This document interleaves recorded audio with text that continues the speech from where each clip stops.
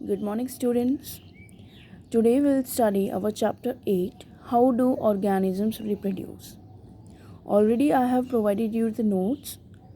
Notes are there in your notebook and you can match your explanation along with your notes. Fine. So here, during reproduction is that phenomena which may be defined as the production of new generation of individuals of the same species. Species, it's a group of similar kind of individuals. ऐसे individuals जिनका basic body design similar होता है, जैसे human beings हैं. Human beings की species है sapiens and all sapiens are having the same body design.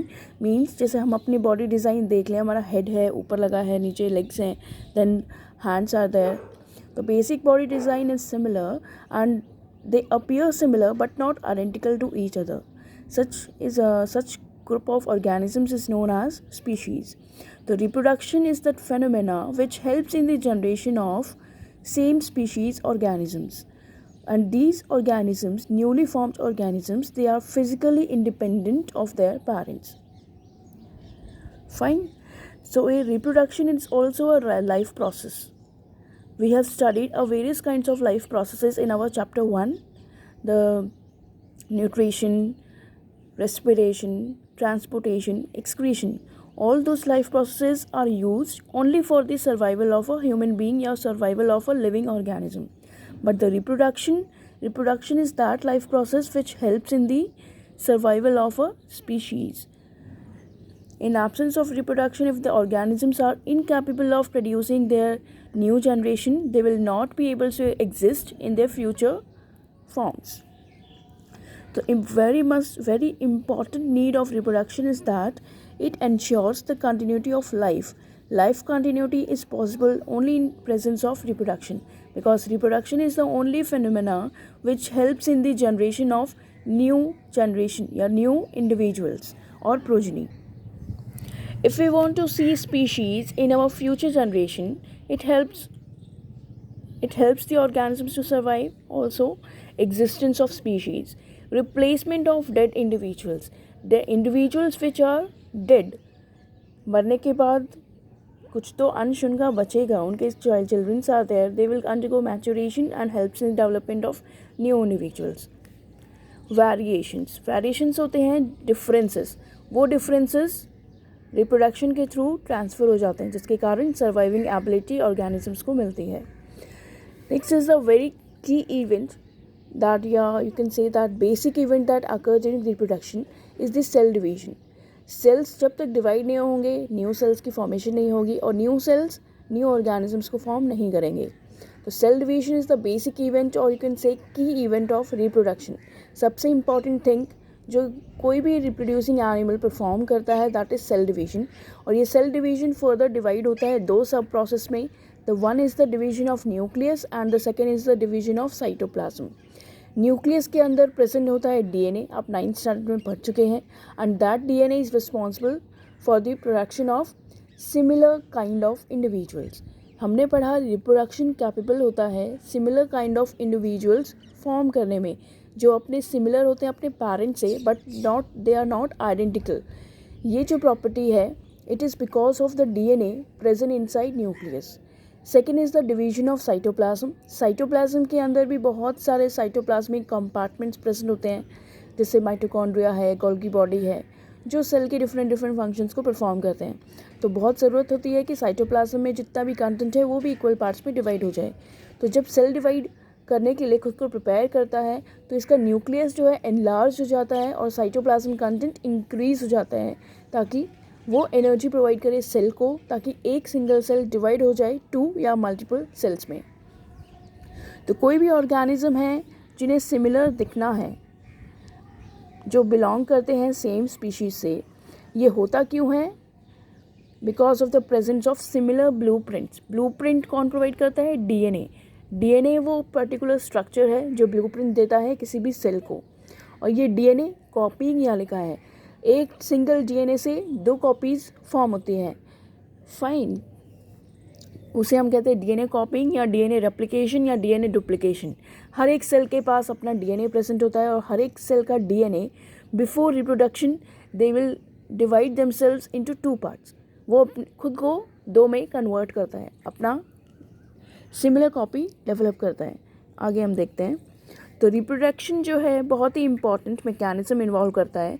One is the DNA कॉपिंग। DNA कॉपिंग को हम डीएनए रेप्लिकेशन भी कहते हैं, जिसके कारण सिमिलर मल्टीपल्स बनते हैं, similar multiples of offsprings but not identical. तो की या बेसिक इवेंट आपसे एग्जाम में पूछा जाए रिप्रोडक्शन का, तो आप बता सकते हैं creation of a DNA copy, और you can simply write the cell division. अब डीएनए कॉपिंग पे आते हैं। डीएनए की फुल फॉर्म हम पढ़ चुके हैं ऑलरेडी, डीऑक्सीराइबो न्यूक्लिक एसिड। जो डीएनए है मॉलिक्यूल का सेल न्यूक्लियस में प्रेजेंट होता है, जो इन्फॉर्मेशन प्रोवाइड करता है in the form of genes. हमने पढ़ा था this is the structure of DNA, और इसके छोटे छोटे सेगमेंट्स को हम कहते हैं जीन। और जीन क्या होती है? यूनिट ऑफ इनहेरिटेंस होती है। इनहेरिटेंस का मीनिंग होता है transmission of characters from parents to next generation. जितने भी फीचर्स हमारी बॉडी में प्रेजेंट होते हैं उनकी इन्फॉर्मेशन जीन्स में स्टोर होती है, और यही जीन्स इनहेरिट होते हैं, ट्रांसफ़र होते हैं पेरेंट्स से नेक्स्ट जनरेशन में, जिसके कारण हम अपने पेरेंट्स से सिमिलर दिखाई देते हैं, बट उनके जैसे, उनके एकदम डिट्टो कॉपी नहीं होते। डिट्टो कॉपी भी डेवलप होती है, उसमें अदर डिफरेंट केसेस डेवलप होते हैं। पेरेंट्स और चिल्ड्रन कभी भी एक जैसे नहीं हो सकते। चिल्ड्रन जो उनके प्रोजनी है, progeny can be similar to each other, जैसे ट्विंस होते हैं। तो जो मॉलिक्यूल है डीएनए का, this is the DNA, parental DNA. ये पेरेंटल डीएनए की बहुत ही अहम खासियत है कि ये रेप्लिकेट करता है इतने अच्छे तरीके से कि वो अपने 2 वर्जन्स डेवलप कर ले। जब भी पेरेंटल डीएनए डिवाइड करेगा at the time of reproduction, ये जो पेरेंटल डीएनए के ये 2 स्ट्रैंड्स हैं, ये खुद को सेपरेट कर लेते हैं और एक अपने अराउंड एक नया स्ट्रैंड सिंथेसाइज करते हैं। जितना भी सेलुलर मटेरियल डीएनए सिंथेसिस के लिए रिक्वायर्ड है, वो सारा न्यूक्लियस के अंदर प्रेजेंट होता है। तो वहाँ एंजाइम्स की जितनी भी रिक्वायरमेंट होती है, जो ये रिएक्शंस प्रोसीड करने में हेल्प करेंगे, वो सभी न्यूक्लियस के अंदर प्रेजेंट है। तो जब पेरेंटल डीएनए के होते हैं 2 स्ट्रैंड्स, ये 2 स्ट्रैंड्स खुद को डिवाइड करते हैं। एक स्ट्रैंड यहाँ फॉर्म होगा, एक स्ट्रैंड यहाँ। इसके पास एबिलिटी है कि अपना दूसरा स्ट्रैंड जो न्यूली सिंथेसाइज स्ट्रैंड है वो खुद ही डेवलप कर सकता है with the help of certain enzymes. तो न्यूली सिंथेसाइज स्ट्रैंड फॉर्म होगा। अब ये न्यूली सिंथेसाइज स्ट्रैंड कभी भी, मतलब जब भी डीएनए की कॉपी होती है तो वो हमेशा आइडेंटिकल कॉपीज़ डेवलप नहीं करता, सिमिलर कॉपीज़ जनरेट करता है बट नॉट आइडेंटिकल, क्योंकि कभी कभी बहुत ज़्यादातर केसेस में एरर आ जाते हैं, जिसके कारण हमें वेरिएशंस देखने को मिलते हैं सेक्सुअली रिप्रोड्यूसिंग ऑर्गेनिजम्स में। एसेक्सुअल में होते हैं लिटिल वेरिएशंस। तो एक पेरेंटल डीएनए से बनते हैं 2 डॉटर डीएनए, एक पेरेंट के पास रह जाता है और नेक्स्ट आगे ट्रांसफ़र हो जाता है इनटू देयर प्रोजेनी। तो जो केमिकल रिएक्शंस की हम बात कर रहे हैं, वो chemical reactions generally they are called as DNA replication, जिसके लिए बहुत सारे एंजाइम्स की रिक्वायरमेंट होती है, and all are present inside the nucleus of the cell. DNA copying is accompanied by division of cellular apparatus। आपको पीछे बताया था कि सेल डिवीजन में 2 फेनोमेना होते हैं, nucleus division and cytoplasm division. एक बार डीएनए कॉपी हो जाए, उसके बाद जितना भी सेलुलर apparatus है या जितने भी सेलुलर कंपार्टमेंट्स हैं, या आप कह सकते हैं सेल ऑर्गेनल्स हैं, उन सब की इक्वल डिस्ट्रीब्यूशन होती है, जिसके कारण हमें सिमिलर बॉडी डिज़ाइन देखने को मिलता है। सबसे important point, the DNA copies जो जनरेट होती हैं as a result of DNA copying, they are similar but not identical. Identical इसलिए नहीं होती क्योंकि ओरिजिनल डीएनए कॉपिंग कभी भी नहीं होती, हमेशा उसमें कुछ चेंजेस डेवलप हो जाते हैं, और उन्हीं चेंजेस के कारण डेवलप होती है वेरिएशंस, और ये वेरिएशंस हमारे लिए बहुत इंपॉर्टेंट होते हैं। Variations always provide a survival advantage to organisms. Inbuilt tendency of variations during reproduction forms the basis of evolution। Inbuilt tendency, inbuilt अंदर हमारी बॉडी में ऑलरेडी ये टेंडेंसी प्रेजेंट होती है जिससे वेरिएशंस डेवलप हो सके। Only in case of sexually reproducing organisms की बात करें, वेरिएशंस उन्हीं में डेवलप होते हैं। देन वेरिएशंस होते क्या है generally? These are the differences which are found among the individuals of same species और उनके इंडिविजुअल में। जैसे हमारे पेरेंट्स हैं, हमारे पेरेंट्स डेवलप करते हैं हमारे भाई बहनों को। तो हम भाई बहन भी आपस में डिफरेंट होते हैं। डिफरेंट क्यों होते हैं? Due to error in DNA copying. उन्हीं डिफरेंसेस को हम कहते हैं वेरिएशंस। वेरिएशंस के क्या फ़ायदे हैं? जिससे हम एक दूसरे से अलग दिखाई दें, हमारे पेरेंट्स हमको ईजिली रिकग्नाइज कर सकें। तो वेरिएशंस जनरली दो कारणों से आते हैं, डीएनए कॉपिंग में एरर होने के कारण या उन ऑर्गेनिजम्स में जो सेक्सुअली रिप्रोड्यूस करते हैं। सबसे इम्पॉर्टेंट है वेरिएशंस की इम्पॉर्टेंस ये है कि प्री अडाप्टेशन ये प्रोवाइड करते हैं एनवायरमेंटल चेंजेस में। जैसे पहले बहुत ही सिंपल एग्जांपल आपको देती हूँ, जैसे बैक्टीरियाज़ का। पहले जो बैक्टीरियाज़ थे, बहुत ही प्रिमिटिव बैक्टीरियाज़, वो एडवर्स क्लाइमेटिक कंडीशंस को झेल जाते थे। बट आजकल के जो बैक्टीरियाज़ हैं उनमें ये चेंजेस प्रोड्यूस हुए हैं कि उनके सेल वॉल स्ट्रक्चर पहले ज़्यादा स्ट्रॉन्ग था, बस now they are incapable of surviving in most harsh situations. या बहुत ही सिंपल एग्जांपल, मच्छरों का एग्जांपल लो। मच्छर इनिशियली हम सिंपल नीम का धुआं करते थे, भाग जाते थे। अब आप ऑल आउट जला लो, गुड नाइट जला लो, वो मच्छर आपको काटेंगे, छिप जाते हैं। बट उन्होंने अपने जीन्स में चेंजेस डेवलप कर लिए हैं जिसके कारण वो सर्वाइव करने की एबिलिटी उनमें प्रेजेंट डेवलप हो गई है। और यही सर्वाइविंग एबिलिटी को हम कहते हैं वेरिएशंस। तो वेरिएशंस जो हैं किसी भी इंडिविजुअल को इंडिविजुअलिटी या आप कह सकते हैं यूनिकनेस प्रोवाइड करते हैं, जिसकी हेल्प से हम एक दूसरे को रिकग्नाइज कर पाते हैं। यही वेरिएशंस बहुत ज़रूरी हैं किसी भी वैरायटी के इम्प्रूवमेंट के लिए। जब तक वैरायटी इम्प्रूवमेंट नहीं होगी, सर्वाइवल एडवांटेज किसी को भी नहीं मिलेगा। और न्यू स्पीशीज़ के एवोल्यूशन के लिए, ये evolution of new species term आप अगले चैप्टर में बहुत ही अच्छे से पढ़ेंगे। बहुत सारे फैक्टर्स आपको पढ़ने के लिए मिलेंगे कि कैसे न्यू स्पीशीज़ इवॉल्व होती हैं। नेक्स्ट है हमारा टॉपिक मोड्स ऑफ रिप्रोडक्शन। तो मोड्स ऑफ रिप्रोडक्शन वो मेथड्स जिसके थ्रू ऑर्गेनिजम्स रिप्रोड्यूस करते हैं। हमने दो मोड्स पढ़े हुए हैं, one is the asexual and the other one is sexual. Asexual mode is that in which organisms are formed from a single parent. Sexual जहाँ पे दो पेरेंट्स की रिक्वायरमेंट होती है and two parents are already can be male और a female.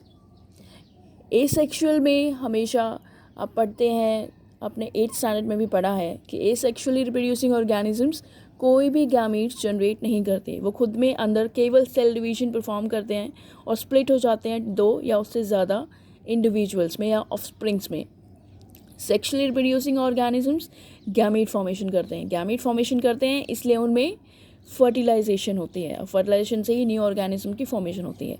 Sexual reproduction को हम लेंगे बाद में, सबसे पहले हम पढ़ेंगे एसेक्सुअल रिप्रोडक्शन के बारे में।